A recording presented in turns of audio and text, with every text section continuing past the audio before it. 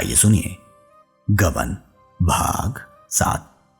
सवेरा होते ही दयानाथ गहने लेकर सराफ के पास पहुंचे और हिसाब होने लगा। सराफ के 1500 रुपए आते थे, मगर वह केवल 1500 रुपए के गहने लेकर संतुष्ट न हुआ। बिके हुए गहनों को वह बट्टे पर ही ले सकता था। बिकी हुई चीज कौन वापस लेता है? रोकड़ पर दिए होते तो दूसरी बात थी। इन चीजों का तो सौदा हो चुका था। उसने कुछ ऐसी व्यापारिक सिद्धांत की बातें की, दयानाथ को कुछ ऐसा शिकंजे में कसा कि बेचारे को हाँ करने के सिवा और कुछ न सूझा। दफ्तर का बाबू चतुर दुकानदार से क्या पेश पाता। 1500 रुपए में 2500 रुपए के गहने भी चले गए, ऊपर से 50 रुपए और बाकी रह गए। इस बात पर पिता पुत्र में कई दिन तक खूब वाद विवाद हुआ। दोनों एक दूसरे को दोषी ठहराते रहे। कई दिन आपस में बोलचाल बंद रही, मगर इस चोरी का हाल गुप्त रखा गया। पुलिस को खबर हो जाती तो भंडा फट जाने का भय था। जालपा से यही कहा गया कि माल तो मिलेगा नहीं, व्यर्थ का झंझट भले ही होगा।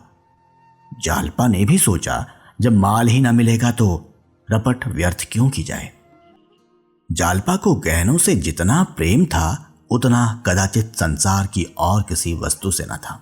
और उसमें आश्चर्य की कौन सी बात थी? जब वह 3 वर्ष की अबोध बालिका थी, उस वक्त उसके लिए सोने के चूड़े बनवाए गए थे। दादी जब उसे गोद में खिलाने लगती तो गहनों की ही चर्चा करती। तेरा दूल्हा तेरे लिए बड़े सुंदर गहने लाएगा, ठमक ठमक कर चलेगी। जालपा पूछती, चांदी के होंगे कि सोने के दादी जी? दादी कहती, सोने के होंगे बेटी, चांदी के क्यों लाएगा? चांदी के लाए तो तुम उठाकर उसके मुंह पर पटक देना। मानकी छेड़कर कहती, चांदी के तो लाएगा ही, सोने के उसे कहां मिले जाते हैं। जालपा रोने लगती। बूढ़ी दादी, मानकी, घर की महरियां, पड़ोसी और दीनदयाल सब हंसते। उन लोगों के लिए यह विनोद का अशेष भंडार था। बालिका जब जरा और बड़ी हुई तो गुड़ियों के ब्याह करने लगी। लड़के की ओर से चढ़ावे जाते, दुल्हन को गहने पहनाती, डोली में बिठाकर विदा करती। कभी कभी दुल्हन गुड़िया अपने नए दूल्हे से गहनों के लिए मान करती। गुड्डा बेचारा कहीं ना कहीं से गहने लाकर स्त्री को प्रसन्न करता था। उन्हीं दिनों बिसाती ने उसे वह चंद्रहार दिया जो अब तक उसके पास सुरक्षित था। जरा और बड़ी हुई तो बड़ी बोरियों में बैठकर गहनों की बातें सुनने लगी। महिलाओं के उस छोटे से संसार में इसके सिवा और कोई चर्चा ही ना थी। किसने कौन कौन गहने बनवाए, कितने दाम लगे, ठोस हैं या पोले, जड़ाऊ हैं या सादे, किस लड़की के विवाह में कितने गहने आए, इन्हीं महत्वपूर्ण विषयों पर नित्य आलोचना प्रत्यालोचना टीका टिप्पणी होती रहती थी। कोई दूसरा विषय इतना रोचक और इतना ग्राह्य हो ही नहीं सकता था। इस आभूषण मंडित संसार में पली हुई जालपा का यह आभूषण प्रेम स्वाभाविक ही था। महीने भर से ऊपर हो गया, उसकी दशा ज्यों की त्यों है। न कुछ खाती पीती है, न किसी से हंसती बोलती है। खाट पर पड़ी हुई शून्य नजरों से शून्य आकाश की ओर ताकती रहती है। सारा घर समझाकर हार गया, पड़ोसी ने समझाकर हार गई, दीनदयाल आकर समझा गए, पर जालपा ने रोग शैया न छोड़ी। उसे अब घर में किसी पर विश्वास नहीं है, यहां तक कि रमा से भी उदासीन रहती है। वह समझती है सारा घर मेरी उपेक्षा कर रहा है, सबके सब मेरे प्राण के ग्राहक हो रहे हैं। जब इनके पास इतना धन है तो फिर मेरे गहने क्यों नहीं बनवाते? जिससे हम सबसे अधिक स्नेह रखते हैं उसी पर सबसे अधिक रोष भी करते हैं। जालपा को सबसे अधिक क्रोध रमानाथ पर था। अगर ये अपने माता पिता से जोर देकर कह दे तो कोई इनकी बात न टाल सकता, पर यह कुछ कहीं भी, इनके मुंह में तो दही जमा हुआ है। मुझसे प्रेम होता तो यूं निश्चिंत न बैठे रहते। जब तक सारी चीजें न बनवा लेते रात को नींद ना आती। मुंह देखे कि मोहब्बत है, माँ बाप से कैसे कहें? जाएंगे तो अपनी ही ओर, मैं कौन हूं? वह रमा से केवल खिंची ही न रहती थी, वह कभी कुछ पूछता तो 2-4 जली कटी सुना देती। बेचारा अपना सा मुंह लेकर रह जाता। गरीब अपनी ही लगाई हुई आग में जला जाता था।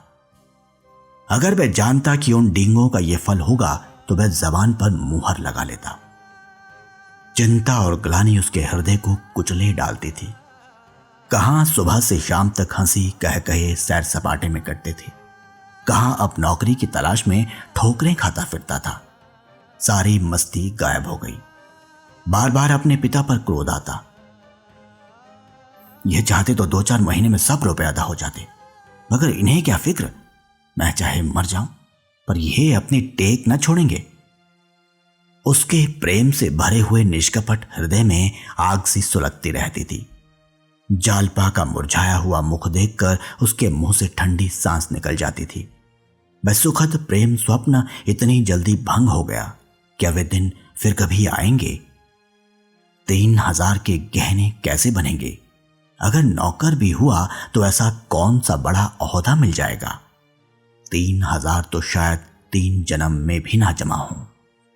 वह कोई ऐसा उपाय सोच निकालना चाहता था जिसमें वह जल्द से जल्द अतुल संपत्ति का स्वामी हो जाए। कहीं उसके नाम कोई लॉटरी निकल आती, फिर तो वह जालपा को आभूषणों से मर देता। सबसे पहले चंद्रहार बनवाता, उसमें हीरे जड़े होते। अगर इस वक्त उसे जाली नोट बनाना आ जाता तो अवश्य बनाकर चला देता। एक दिन वह शाम तक नौकरी की तलाश में मारा मारा फिरता रहा।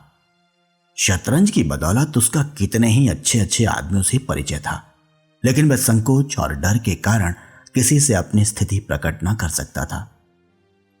यह भी जानता था कि यह मान सम्मान उसी वक्त तक है जब तक किसी के सामने मदद के लिए हाथ नहीं फैलाता।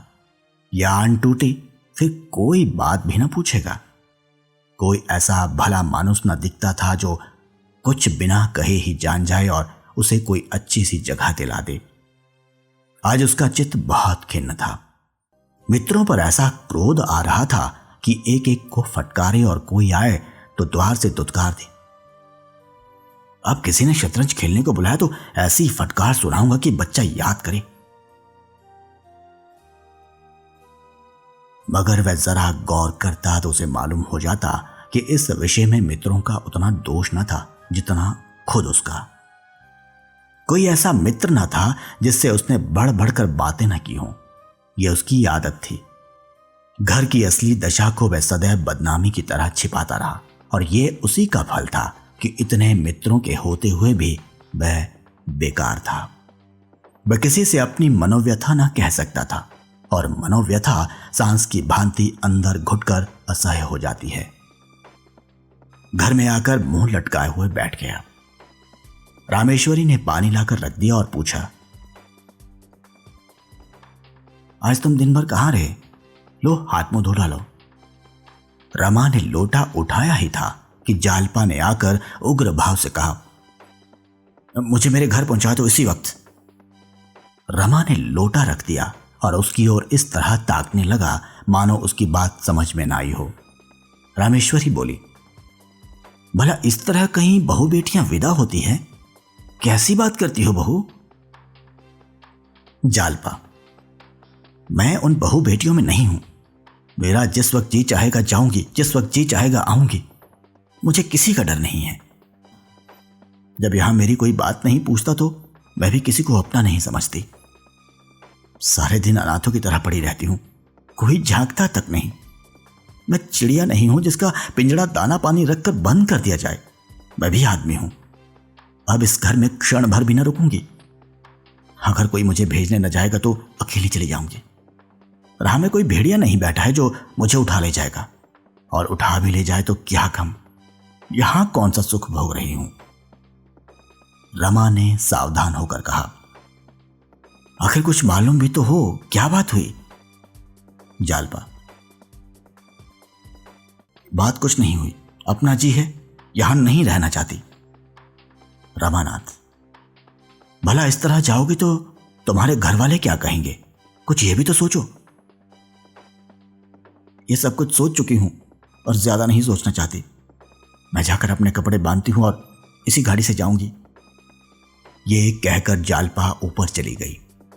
रमा भी पीछे पीछे ये सोचता हुआ चला गया कि कैसे इसे शांत करूं।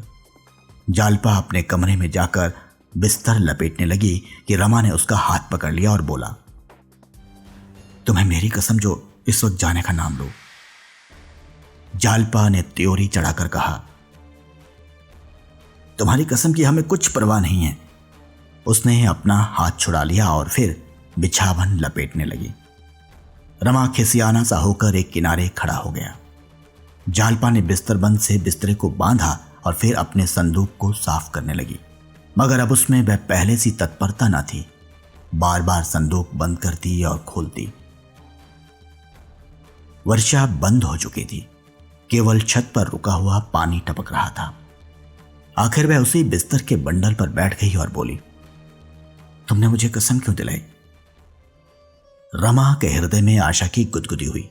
बोला, इसके सिवा मेरे पास तुम्हें रोकने का और क्या उपाय था? जालपा, क्या तुम चाहते हो कि मैं यही घुट घुट कर मर जाऊं? रमानाथ, तुम ऐसे मनहूस शब्द क्यों मुंह से निकालती हो? मैं तो चलने को तैयार हूं, न मानोगी तो पहुंचाना ही पड़ेगा।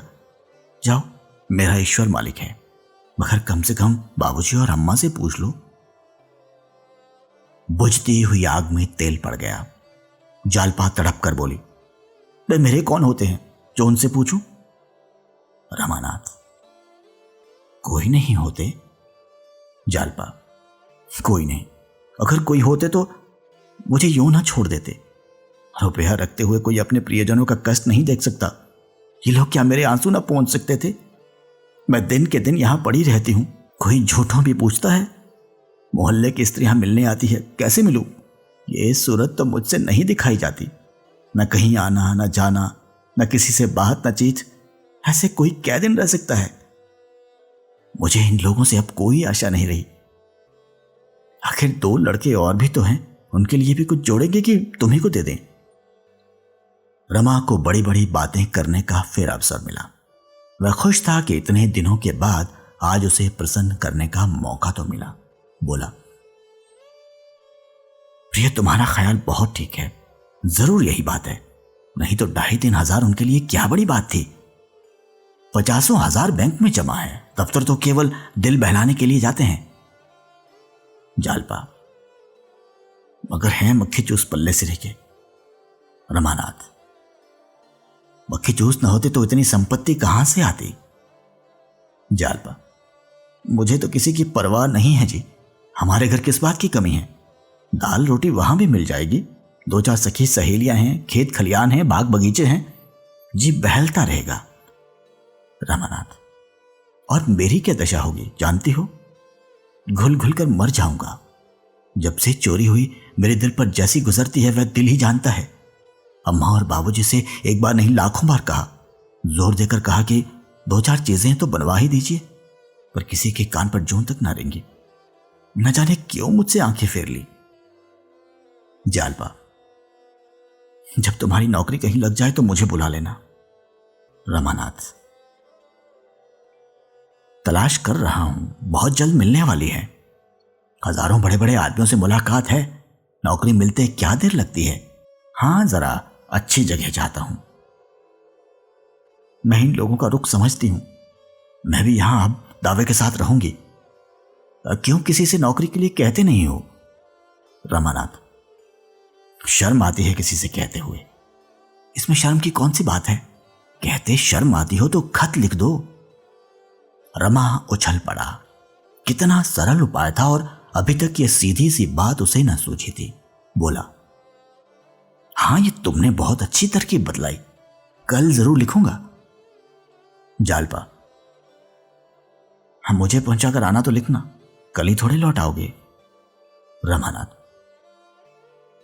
तो क्या तुम सचमुच जाओगी? तब मुझे नौकरी मिल चुकी और मैं खत लिख चुका। इस वियोग के दुख में बैठकर रोऊंगा कि नौकरी ढूंढूंगा? नहीं, इस वक्त जाने का विचार छोड़ो। मैं ही सच कहता हूं, मैं कहीं भाग जाऊंगा। मकान का हाल देख चुका, तुम्हारे सिवा और कौन बैठा हुआ है जिसके लिए यहां पड़ा सड़ा करूं? हटो तो जरा, मैं बिस्तर खोल दूं।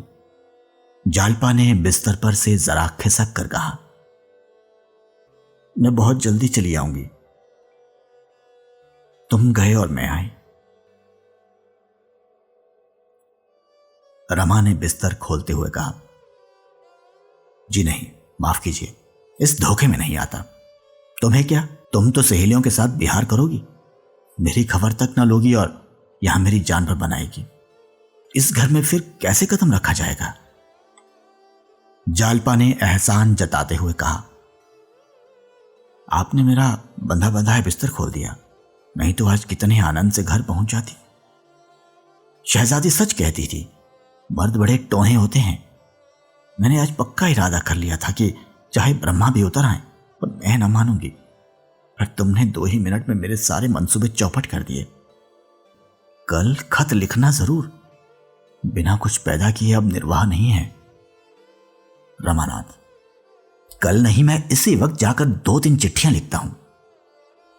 जालपा, पान तो खाते जाओ।